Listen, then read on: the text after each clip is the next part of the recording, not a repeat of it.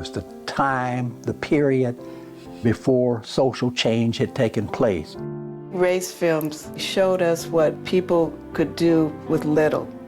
The problems that they went through just to sort of get these films made and edited and produced is really extraordinary.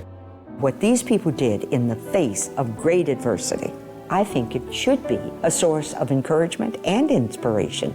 This was a remarkable thing, part of a black industry we didn't know existed. We used all colored people, and I loved it because it was a breakthrough for us. The idea of a black filmmaker was so exciting in terms of the possibilities. We saw cowboys, we saw gangsters, we saw comedy, we saw musicals. People had an escape. Something of their stories, their lives were up on the screen. They were wonderful, but who bothered to write it down? Knowledge of the race movie era has disappeared. I think we need to know that there's a history.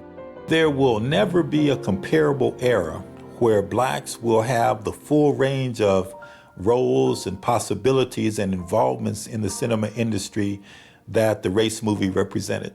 People had dreams, and the dreams could come true. Nothing can stop us now.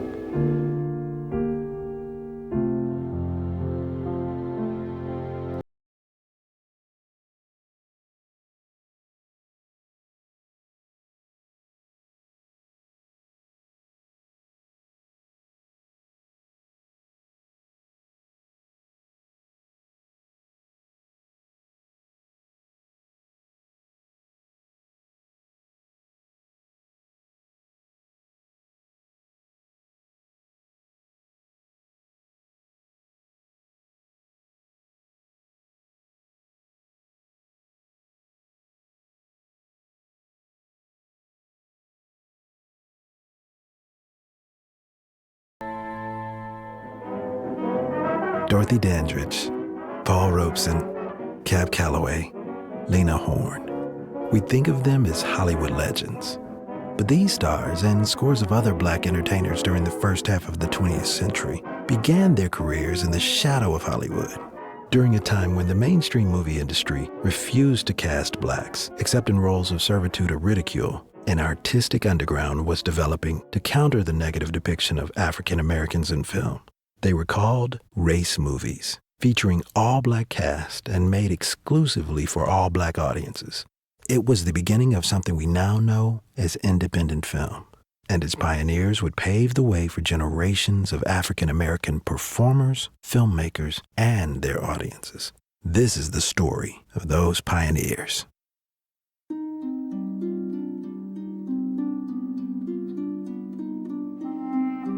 The golden age of race movies were the 1930s and the 1940s, and they were movies that were made specifically for a black viewing audience. The need for that was created by the segregated nature of American society. In the silent era, there was a tradition of presenting the black experience in a very negative way. That tradition was inherited from some of the entertainment forms of the 19th century, but included portraying blacks in essentially a very narrow range of negative racial stereotypes. And so the early cinema industry is remarkable for the limitations and, to a degree, the degrading way in which the black culture and the black experience was presented. When you look at the paucity of images that were available in the 20s and 30s, you know, you had 2 or 3 archetypes. There was the maid, there was the buffoon, there was the mammy. You know, it was very limited. During that period of time, African Americans were limited to the type of roles that they were given, acting in a servitude way and taking away from the dignity of a human being. The first big cinema blockbuster film that really transformed the industry was a film called Birth of a Nation that was released in 1915.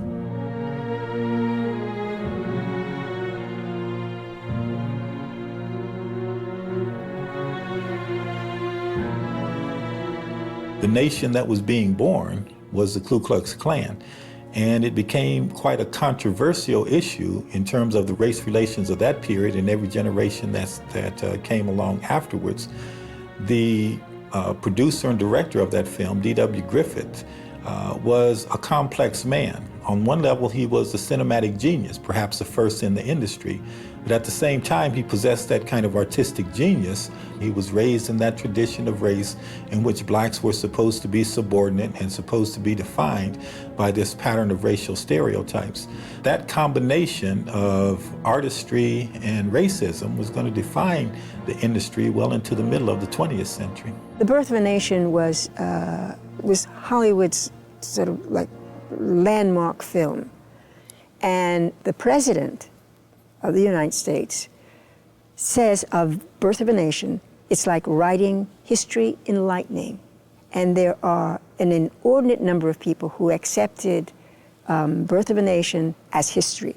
The attempt was made to answer the messages of Birth of a Nation with films that presented a more positive and a more comprehensive view of the black experience.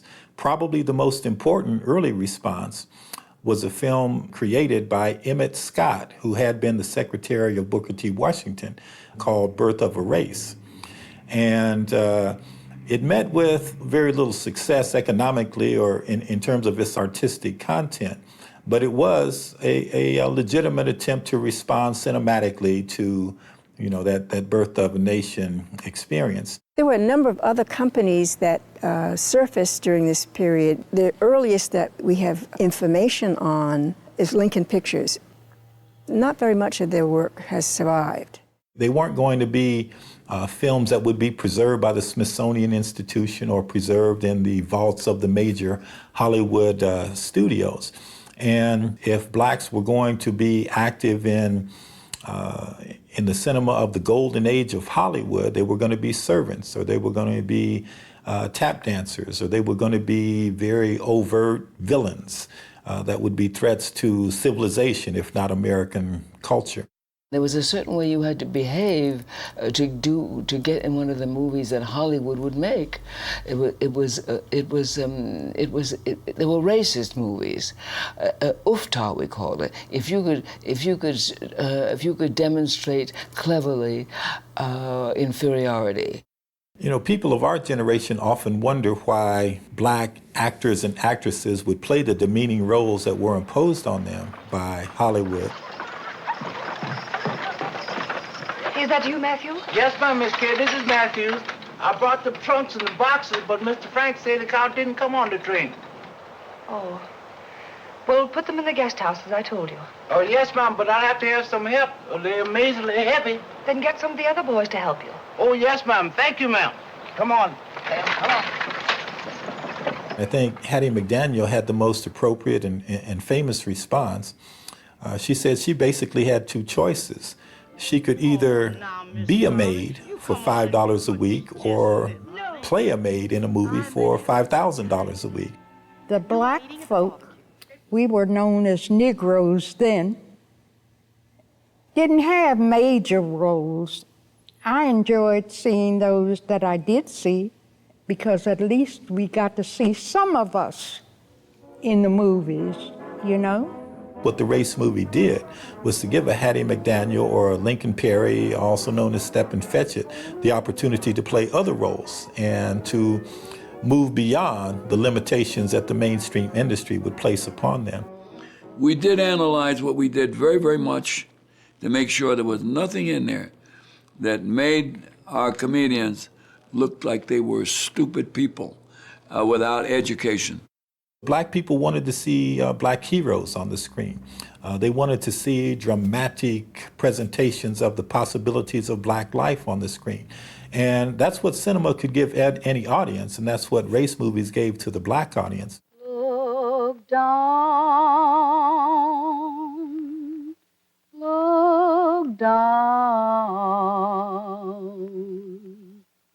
that lonesome road before you travel alone. There was a market that opened up, and it was the reality that there was a lot of money in this market, just devoted almost exclusively to race audiences. We wanted to identify the pictures as colored Western pictures. And we used all colored people. They were different shades. But if you look at the pictures, they were in black and white, but you will see a vast difference in some of my actors in there. And so that's the way our advertisement went out, and I demanded it. If you look at the advertisement on my pictures back to '36, you will see all colored cast. And I loved it because it was a breakthrough for us. All I knew is the idea of a black filmmaker was so exciting to me in terms of the possibilities. They showed us different phases of African American life. We saw cowboys, we saw gangsters, we saw comedy, we saw musicals, we saw different parts of the country. People had an escape. We were glad when the Negro audience got the opportunity to be portrayed in their real life. They were films that made our parents, our grandparents, our great-grandparents happy.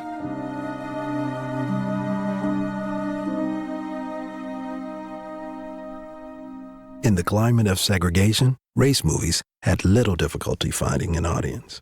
But it would take an auteur of immense talent and creative energy to make race movies more than just a passing experiment.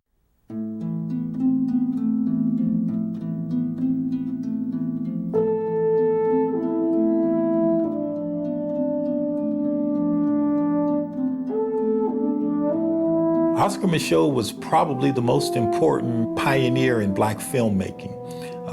Micheaux started his artistic career as a literary figure, writing several novels, but he had uneven success with the novels and decided that perhaps by translating them into cinema, he would be more successful. Oscar Micheaux was a filmmaker for about 30 years, writing his own films, distributing them, directing them, and casting his own pictures. He made more than 40 films in that career.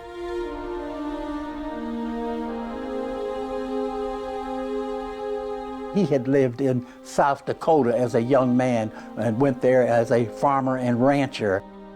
He was the only African American in South Dakota at that time living out in Gregory, and it's just land there and a little house there. So that made him sort of unique and unusual. His first film, The Homesteader, is based pretty much on his life as a homesteader and the people who surrounded him in that part of the country. He was very attached to the land because land was independence. It gave him, as to many blacks of that period, a sense of reality of their independence and their freedom. Micheaux had a certain vision and certain ideas about what was good and bad as far as race was concerned, and you could see that in his films. In 1919, he released a film called Within Our Gates, which artistically speaking, and in terms of its kind of power and its later influence as a piece of cinema, was going to be a much more effective response to Birth of a Nation. What Micheaux does in Within Our Gates, he unmasks the Klan. Nobody was safe from being lynched. And Micheaux shows the lynching in such a dramatic way. You don't actually, you see the rope, you see them struggling with the family. There was the mother, the father, and the kid who were about to be lynched. So telling that story to his audiences is like putting truth to the lies that were told, because the white press didn't often cover lynchings. They may have said a man was lynched, but they gave no identity. But the black press not only gave identity, but talked about the people's work lives, who they were, and identified them, their age, and the circumstances under which they were, their lives were taken. In his film Within Our Gates, very directly, you can find parallel scenes in which he is responding to messages and images that Griffith created a few years before. In Birth of the Nation, of course, you got a black man raping a white woman. Oscar Micheaux was trying to say that this white man was so perverted that he was going to rape his own daughter, You know, the fact that she was his child, and that's the only thing that stopped him finally. He made more films than anyone else during this period, and so more of his films have survived. He's one of the few to make it from the silent era into the sound era. It can't be true. A friend of ours mentioned the fact that there was a movie being made in Chicago, and it was going to be all African Americans, everybody in it, and the film by African Americans.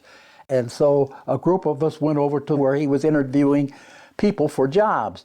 And I was standing in line, and a young man came up and said, would you come with me? So he took me into a room, and I saw a gentleman sitting at the end of the table, and he was middle-aged, slightly salt and pepper hair, and I knew immediately that was Oscar Micheaux. He handed me a manuscript. When he first handed it to me, I thought it was a telephone book. It was so big and thick. And so I started reading, and he said, well, now stop and go back to this page, and he had me read different pages. And finally, he turned to his wife, and he said, Ellis, I think this is the one. And he said, would you like to be in a movie and read the star role? I said, that flabbergasted. I said, yes, yes, yes. In many ways, Micheaux was representative of the whole race movie industry, operating essentially on the fringes of mainstream cinema, often with very little money and often relying upon his own skills and talents and energy for almost every aspect of film production and distribution.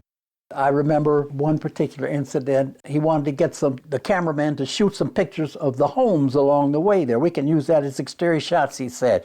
And there were people looking out of their windows saying, who are all these people? So he would say, listen, get out of the way. I'm shooting a picture. And we would look at him and say, what is he? These people live in those homes. That's there. And he's telling them to get out of the window, get out of the way. Can't you see I'm shooting a movie? So we would sort of snickle and laugh because nobody wanted to laugh in front of him because he was a very feared character there. Micheaux was a big man. He was over 6 feet tall and with a hefty build. He could be a tyrant, but on the other hand, there are stories about Micheaux as a sort of gentle giant.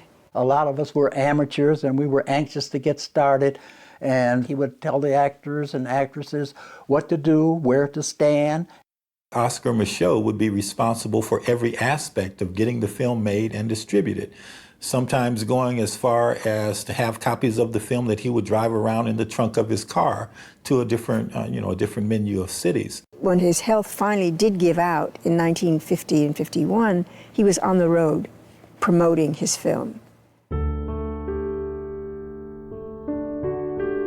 The mystery about Micheaux's death, because he didn't have a headstone on his grave, and I guess for a while people didn't know where he was buried, because when he died, the word is that his wife became a kind of recluse, and she was very close to Micheaux, his lifetime partner. And she had a nervous breakdown, and she was institutionalized. But his passion for filmmaking sort of grew naturally out of his passion for, he was a storyteller. And it's because he made so many films that he gives us a legacy. While Oscar Micheaux was the most prolific filmmaker of the race movie era, he was by no means the only one. Spencer Williams, who would later achieve notoriety as Andy in television's Amos and Andy, began his career as a race film director, producer, and actor. In contrast to an Oscar Micheaux, a filmmaker like Spencer Williams was not adverse to producing cinema that simply entertained. And in the 1930s, he did some films with Herb Jeffries, for example, some westerns where he played traditional villain roles.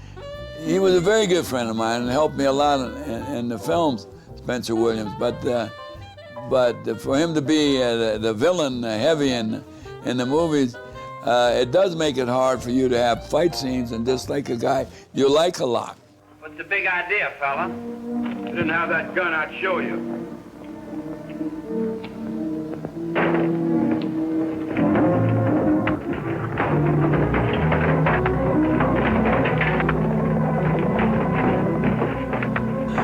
He was the a wonderful man. I liked him, and he was a genius. He really was.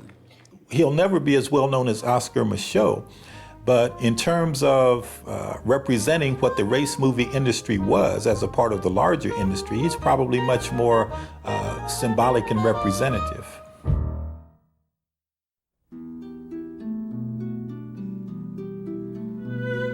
In the nearly 500 race movies produced between the 19-teens to the 1940s, scores of actors would grace the screen. Many would be forgotten, but some would endure. Perhaps the greatest race film star of the silent era was stage and screen actress Evelyn Prier. My mother, Evelyn Prier, starred in 11 movies for Oscar Micheaux.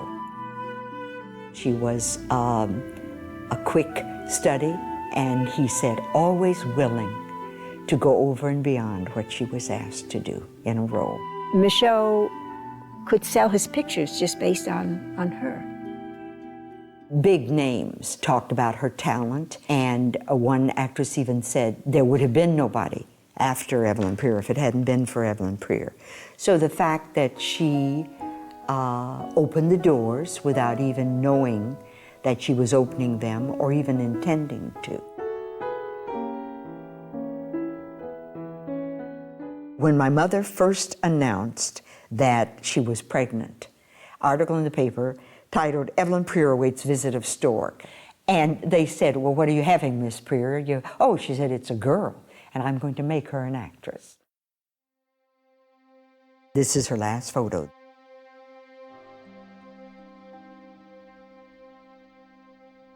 She went to have this picture taken on a Saturday afternoon after having stood in the rain for a long time, and so was very wet by the time she reached the studio, and very flushed and feverish. And the photographer said, Miss Prier, you don't have to stay, we can do this another day. He fixed a stool for her to lean on, and what looks like a curtain behind her is really a wall, and you can tell she's leaning on that wall. This was a Saturday afternoon. She died Thursday. But I treasure that because it is the last picture that was taken of her.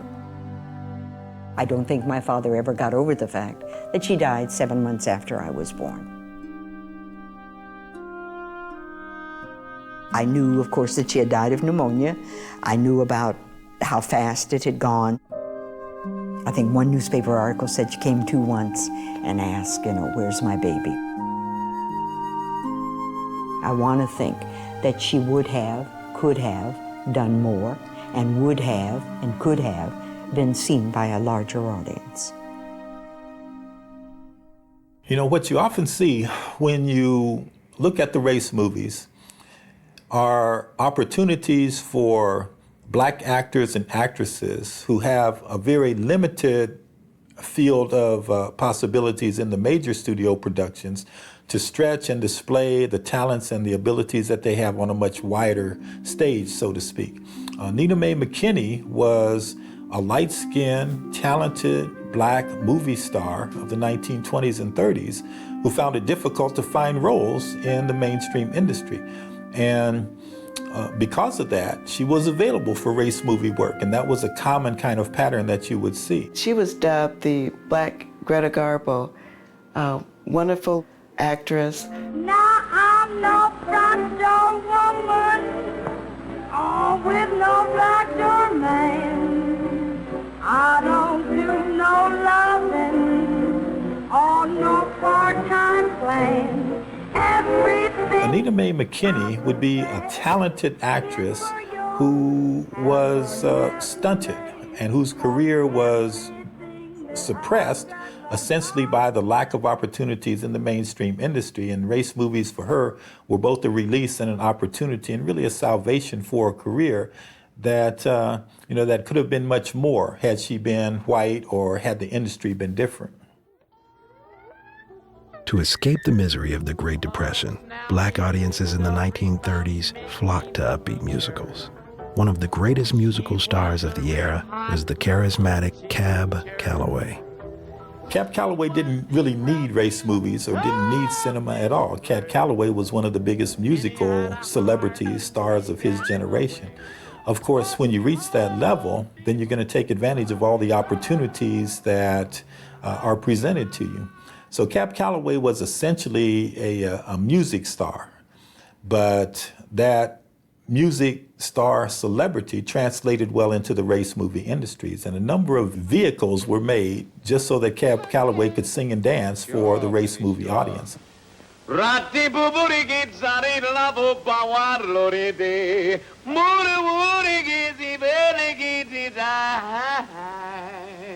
Sometimes race movies might have plots that were fairly predictable, fairly weak, and maybe even unimportant. But what race movies did were provide opportunities for the big black stars of the day to connect with the black audiences of the day. And Cab Calloway's career was a perfect example of that. Cab, can't you see that gal is a first-class moocher? She's not the moocher. It's you, Minnie. Yes, my dear, you, Minnie the moocher. I had been admiring him since I had been able to go to the shows in Chicago there. And I would go watch him, and of course I would imitate him, and of course all the things that was wonderful about him.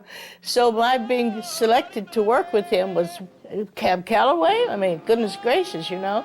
So I worked with him, and he was just a dreamboat. It was just wonderful. And he had promised that in the future that we would probably maybe do some things together, but I got a chance to go different ways, and so I never did, other than just that one movie. But they show it all the time now, you know, and I get people who have seen it say, well, about 2 years ago, a man came up to me and he says, you know, I saw that movie of yours with Cab Calloway, and when he hit you, he says, did you bleed? I'll see you dead before I let anyone take you from me. I said, no, it wasn't quite that hard, but it was, you know, it looked like he had knocked me out, really. Jeni Ligon, she was the first African-American woman to have a contract with a major Hollywood studio. She starred in a lot of films, danced with Bill Robinson, Bojangle. I couldn't imagine having a chance to dance with him, because, you know, he was considered the king of dance at that time. Got a handful of nothing. Why, you originally there? But I want you like a home. Well, I'm doing okay, living in a great big way. Tell that to the landlord. I'm the salt in the ocean, I'm the sun way up in the sky. I'm with Franklin D. Roosevelt. I'm $1 million long as I got a snap in my fingers, rhythm in my voice. Got the devil's here, baby, living in a great big way.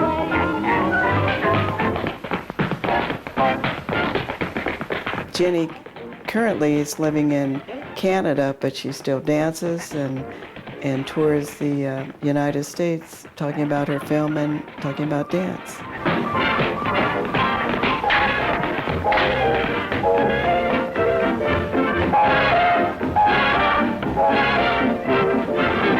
Did you hear what the lady said? While she made her career in Hollywood films, actress Freddie Washington, a fair-skinned black woman with green eyes, was noted for turning down numerous offers to pass for white. Freddie Washington was, again, a light-skinned black actress of the 1920s and 30s.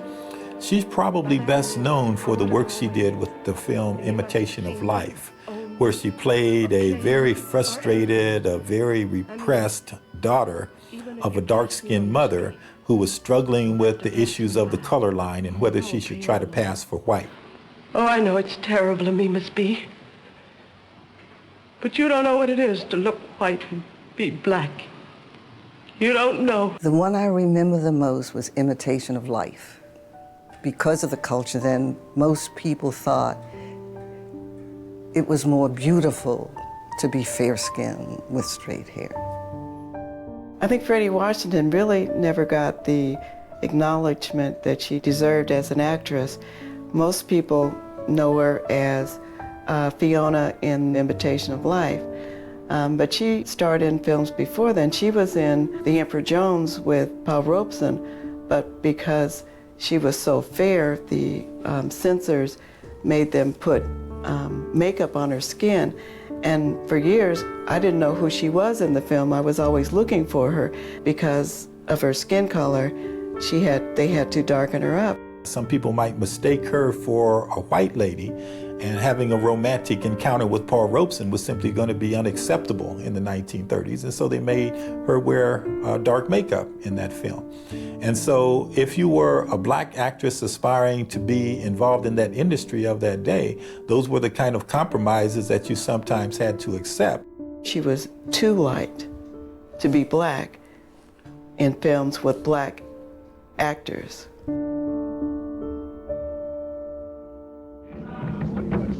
Paul Robeson was a mighty, mighty, mighty actor. And although he didn't star in that many all-black cast films, you know, he made his mark in them. Body and Soul was Oscar Micheaux film. It was probably one of the most controversial films that Micheaux did because it was about a minister, evil minister. Probably the best one is The Emperor Jones because his voice in films, you know, carried the films.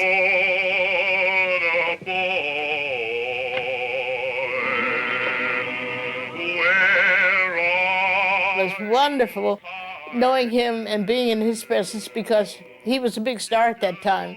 And I hadn't done too badly. And so he would take me out and we'd go to a restaurant and the people would mob him. Oh, it was just grand.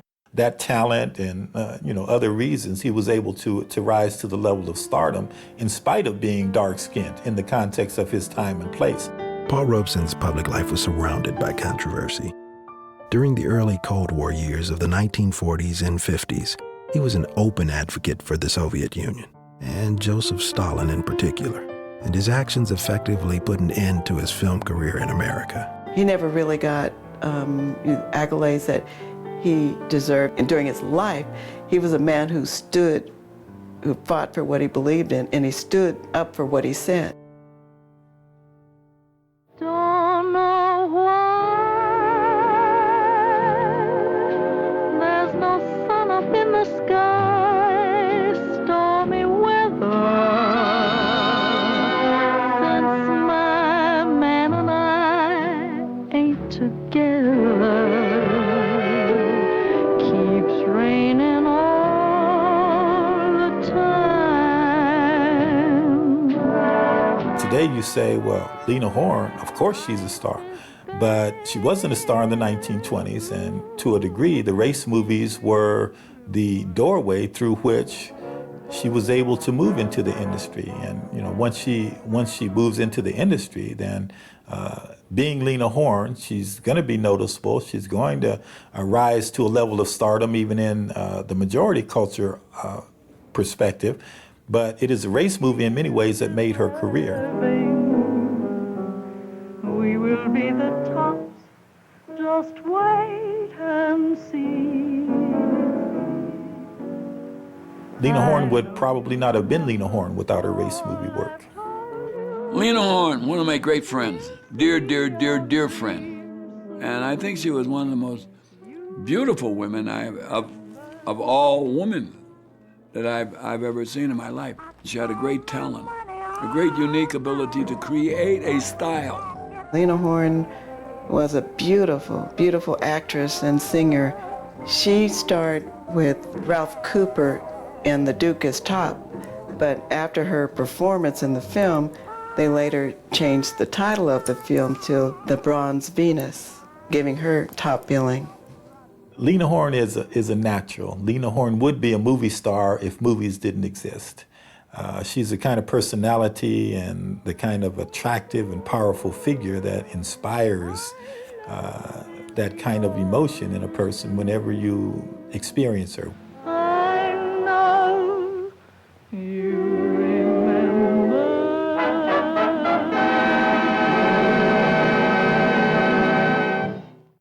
One of the biggest stars of the race movie era was a man named Jeffries. And one of the reasons he was a big star was because he was active in probably the most popular genre of the race movie era. He made black westerns. He was a black western hero along the lines of a Gene Autry or a Roy Rogers. And westerns were a popular form of movie making at that time. With my rope and my saddle and my horse and my gun, I'm a happy cowboy. If I'm riding in my saddle and I'm always on the run, I'm a happy cowboy. What I saw when I traveled to the South was the American Negro. He would be just crowded under the streets looking at white cowboy pictures. Buck Jones, Tom Mix, they would fill the street up waiting for the theater to turn out. Little tin roof theater, maybe 200 people, something like that. And I was impressed by it. I went into a diner one day and picked up a magazine there, and I saw the name of a guy by the name of Jed Buell, an Irishman. And he was thinking about making a picture called The Terror of Tiny Town. When I saw that in the magazine, I said, this guy will make the Terror of Tiny Town, which were all little people, what we call today. We don't use the word midgets anymore, we use little people. I want you to go up to North Fork Range, see what's wrong up there. What do you think's wrong? I don't know. I was up through there the other day, and there ain't hardly a calf on the range. And I said, if he'll do that, he'll make an all-colored cowboy picture. I'd spent 2 years talking to different people with money, and nobody was interested. And when I saw that, I said, this guy will go. And in 15 minutes, he was ready. He called his distributor in Dallas, Texas. The distributor was Al Sachs Company, who were distributing for all of the Gene Autry films and things. And he said, I'll take all you got. How many you got? And we had nothing. I had no knowledge of the motion picture business, only I just had an idea. And of course, this man thought I did, and he said, who's going to write the script? And I just looked down and I saw a bunch of scripts laying down by his desk, and I reached in and picked one of them up, and it had on there, Sunset on the Prairie. And I said, why don't we call it Harlem on the Prairie and use this script? He was an especially important figure in terms of the black viewing audience because all of the very positive attributes and characteristics that could be attached to a male cowboy hero were now being attached to a black cowboy hero. And so you open up the possibilities of re-examining the whole history of the American West. 1 out of every 3 cowboy who helped to set up the boundary lines of our states going west was colored. By colored, I mean a Negro. What a great feeling of accomplishment it is. I never thought in a million years that at 90 years old, I would be on the Walk of Fame in Hollywood. Right now, I'm celebrating a vintage of 94. Before he was a movie star, he was a singer with Father Hines, later went on to sing with Duke Ellington, still sings. But in the 30s, he was the Bronze Buckaroo, the first African-American cowboy in film. So when the day's ending, with the setting sun, a happy cowboy's work is done. All right.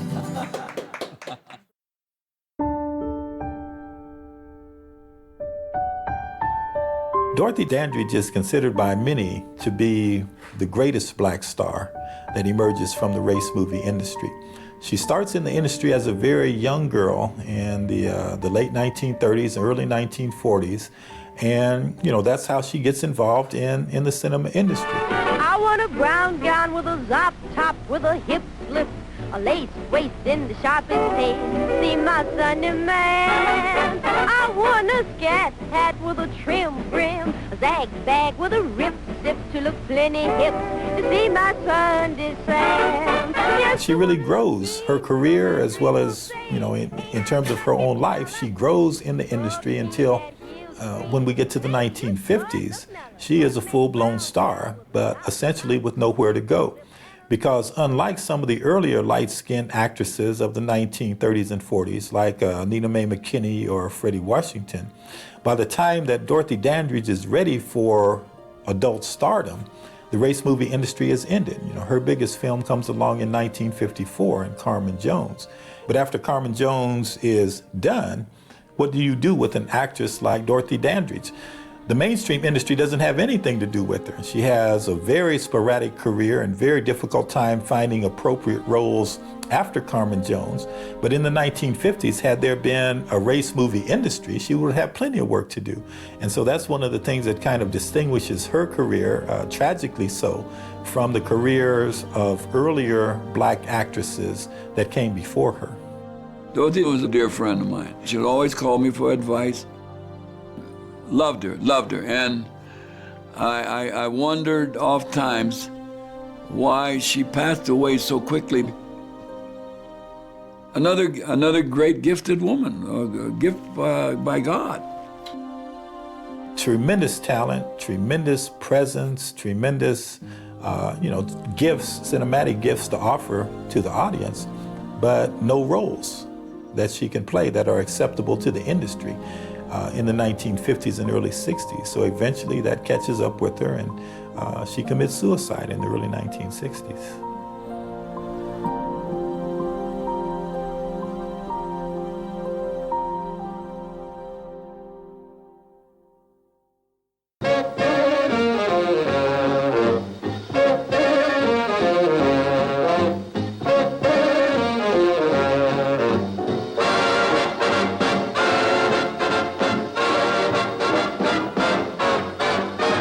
Midnight Ramble was a term that was often applied to when black viewers were able to watch some of these race movie productions. Sometimes it meant that in a particular theater, there was only one day of the week that a black audience might be able to watch some black referenced themes. And in other cases, it meant that there were certain times of the day or night that would be reserved for a black audience. And I think that's where the phrase Midnight Ramble comes from. Often blacks would have to wait until after other theater patrons were no longer going to be using that theater to watch some of these race movies. In the white theaters, it was after the regular shows, so they had special showings, and they had midnight rambles from midnight to 2. But in the South and the colored-owned theaters, they had movie houses set up almost anywhere, so they weren't like we think movie houses where they could be a storefront or, a tin shack. It matters not if I shall play for the people of the world. There's a kinship tonight that strikes here, that will live forever in my memory. Something that only you and I can understand. You usually were with groups, and so it was your neighbors, your friends. And it made you want to dress up. It made you want to be beautiful. It made you want to be talented. These are the audiences that really counted in terms of race movies because they still wanted to see themselves up on the screen. Like the black church, the black theater, particularly the black-owned theater, but it's a place of community pride. Majority of the theaters that were black-owned or black-run were named after black heroes like the Douglas Theater or Lincoln or Carver and Dunbar, named after black heroes.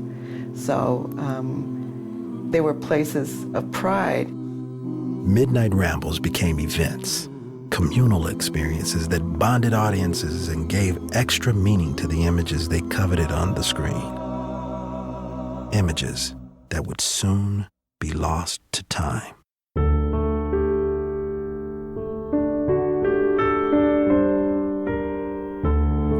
Many of the race movies were lost, and we simply don't have access to them today because of the way that they were made and the audience that they sought And I think probably more than anything else, it's the marginalization of the people who made the films as well as the people who viewed them that has made them so hard to come by today. The films were not preserved. They were just discarded. That's why in past years people were finding them, in basements and old barns in different countries and stuff, anywhere, They were just discarded. Now it's a race to find these films and to try to restore those, that are restorable.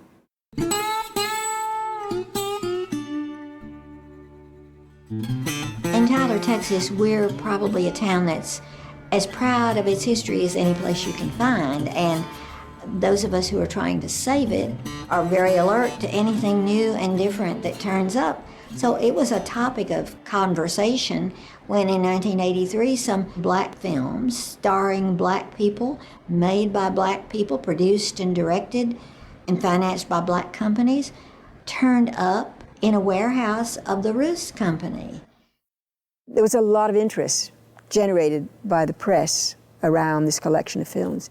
It went out on the wires across the country, and the numbers game changed from 100, 80, 70, so we really didn't know how many films were in that collection.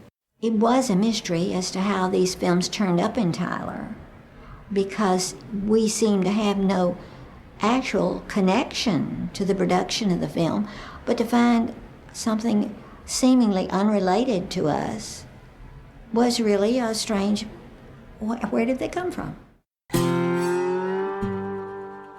Back in the early 70s, my father-in-law asked me to go to Dallas to tear a building down. I stumbled in a dusty, dark warehouse, a film storage facility for some distributor.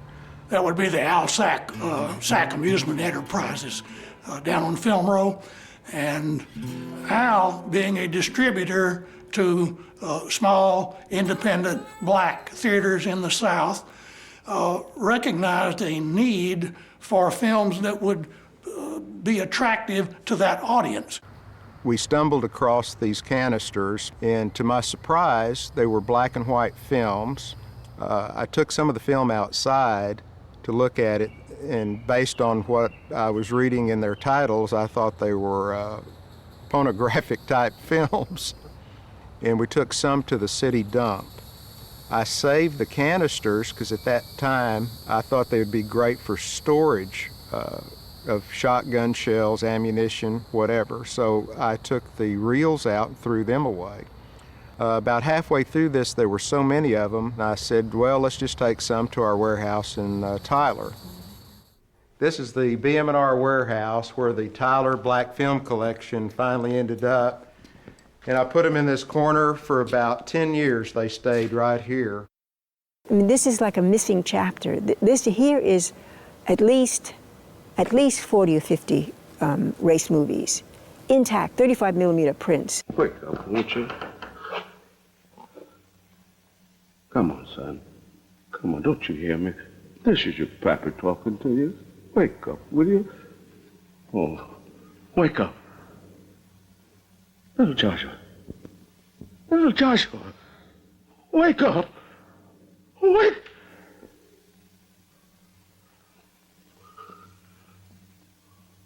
Oh, Lord.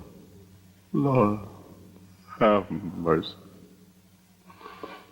Don't take him from me. Have mercy, Lord. I'm remorse that I did not save all of the films that I had come across, because now I understand they were the lost films of that particular era, that most of them had been destroyed.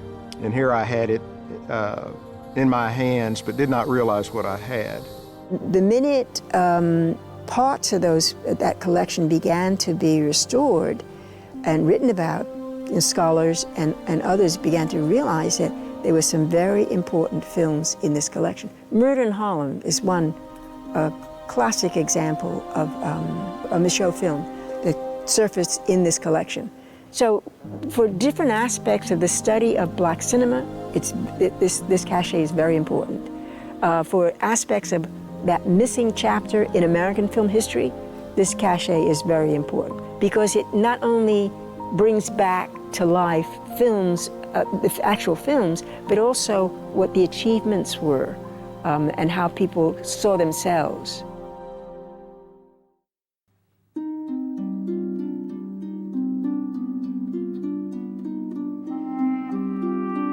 This is a rare photograph of the Howard Theater in Washington, D.C. in the early 1900s. This is the Howard Theater as it exists today. There are probably several reasons that the knowledge of the race movie era has disappeared.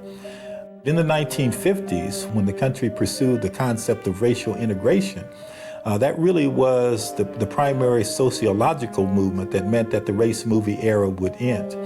And on the white side of the line, the race movie was never going to be a well-known commodity simply because it wasn't targeted at that audience. But even on the black side of the color line, after the course of some time, even the memory of that industry would fade. The demise of race movies, well, first of all, the black press was much more interested in what was going on in Hollywood. And the careers of blacks working in Hollywood, because that's where, according to the press of the moment, where real films were made. Hollywood became a goal for an aim and an ambition for a lot of talent. There was little interest in making and continuing to make race movies. Hollywood would come out with these big musicals that cost a fortune, and Micheaux would come out with something like Swing. Even though he had talent in it, he couldn't, the audiences would prefer to go to see the big musicals that a lot of money and the glamour and whatnot. They were making all-black cast films like Stormy Weather, Cabin in the Sky. There were occasional all-black casts that were produced and distributed, like Carmen Jones in 1954 or Porky and Bess later in that decade. But by and large, a young black man was not going to see many positive images of the black experience if they went to the cinema. We integrated, and of course, the black theater lost its audience because now we can go downtown.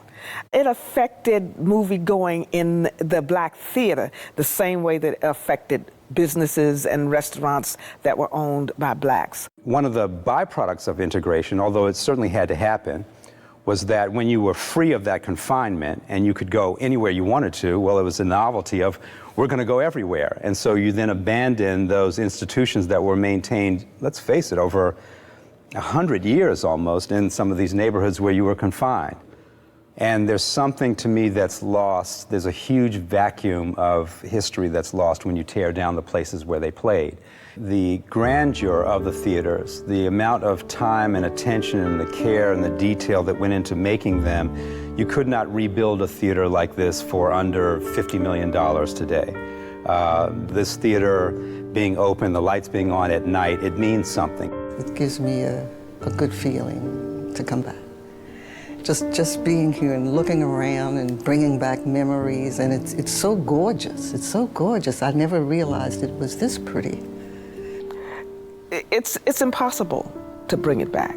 And as a matter of fact, I don't think I would want to bring it back like it was. I've lived that once. You can't stand in time. You have to move on.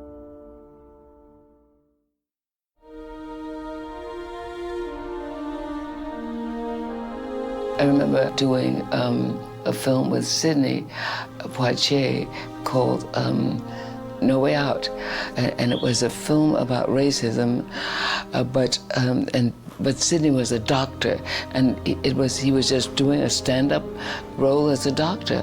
By 1950, blacks gradually began getting the kinds of roles in Hollywood films that they'd strived for over 40 years. And while the race movie era was over, its influence had just begun. Black filmmakers and screen stars of today can trace their roots to an obscure figure living on a windy South Dakota prairie. When Micheaux got the star on Hollywood and Vine, it was much deserved. And it's a pity that it happened after he died, that Hollywood would recognize him. And the irony is that all of this talent was there, And it was not until the star was placed on Hollywood and Vine that people began to pay attention to who this man was. And it isn't simply about the numbers of films he made, it was how he made them and how he was able to make films like Within Our Gates within a very, very small budget. You know, I mean, it's like talking to today's independent filmmakers, that you can make a feature and it can be a hit. It can win all kinds of accolades, and it didn't cost a fortune to make. When you look back on it, it's really a kind of a genius. You know, the problems that they went through just to sort of get these films made and edited and produced is really extraordinary. I think the race movie does create the model for independent filmmaking. In the early 70s, the profits that were generated by the new wave of black films in many ways had a lot in common with the films of the race movie era. You know, in the early 90s, many of the hood films were made by unknown black directors and black producers. You know, many of the pathways that we see independent filmmakers taking into the industry today had been pioneered by those people in the race movie era. Spike Lee is standing on the shoulders of Oscar Micheaux. Without Micheaux, there really could be no Spike Lee, no Kevin Sullivan, no anybody else that came after them. Spike Lee, he was determined to do film, much like Micheaux, I guess. When he asked us to be in Do the Right Thing, I was so excited to be working for Spike Lee. I thought he was a boy when I first met him. He just looked like he might have been 19 or 20. And he was making his movies by any means necessary. Black film history didn't just start with Spike Lee and John Singleton. I mean, we go back to Foster and Micheaux and Spencer Williams and a whole host of pioneers. We're trying to keep this history alive. I mean, it is a struggle and a battle to bring the history back to where it should be so that people will know what these beginnings are and what they were, thereby bringing the community and this humanity together. I think there will never be a comparable era where blacks will have the full range of roles and possibilities and involvements in the cinema industry that the race movie represented. I think race films are a legacy that we need to preserve, mainly because they showed us what people could do with little. I think that there has been a real resurgence of interest in that era. I say this, if I go tomorrow, boy, it was good. Quite an experience for one to have if one is lucky enough to come that way and have it. I'll tell you, it's wonderful to be alive and be in a museum and still be alive. That's the best part of it, you know.